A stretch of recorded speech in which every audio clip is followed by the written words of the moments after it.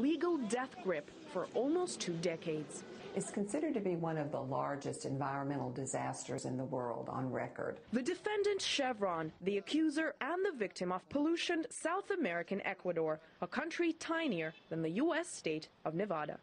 Local tribes in these Amazon forests are battling for compensation for damage caused by Texaco, a company scooped up by Chevron.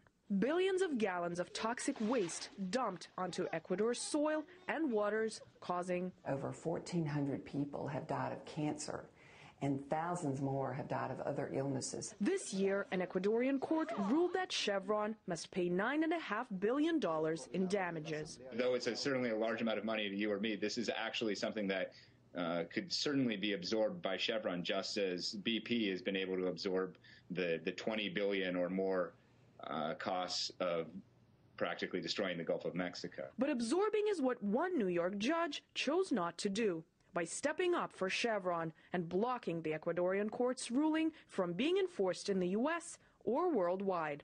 The judge cited harm to Chevron's business. That's just nonsense, is really what it is.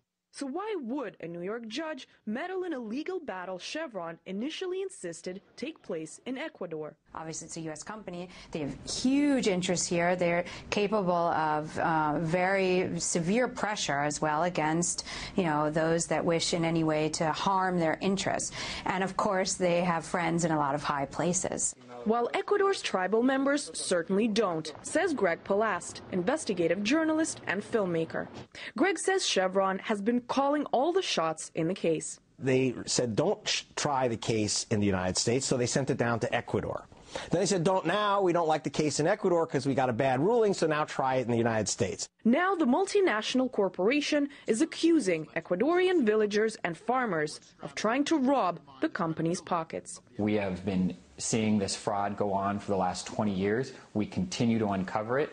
We will continue to pursue several options, both internationally and here in the U.S. courts. But legal experts cite double standards. Dumping toxic waste on American soil is a crime that no company would be allowed to get away with. Corporations don't want to ever be held accountable for their actions, and especially in other countries. Absolutely, there's a double standard. If Ecuador won the case, a legal precedent would be set. Chevron's and other oil giants' biggest nightmare. Because if they have to pay in Ecuador, they're going to have to pay in Mexico. They're going to have to pay in Nigeria. They're going to have to pay in Indonesia. Wherever they have gone and destroyed and despoiled the environment, they want to kill this right now so it never comes up again anywhere. The battle between the oil giant and Ecuador looks set to rage on for many more years. Years some may not have. Ecuador's defense team says as many as 10,000 more people could get cancer if the damages are not taken care of immediately.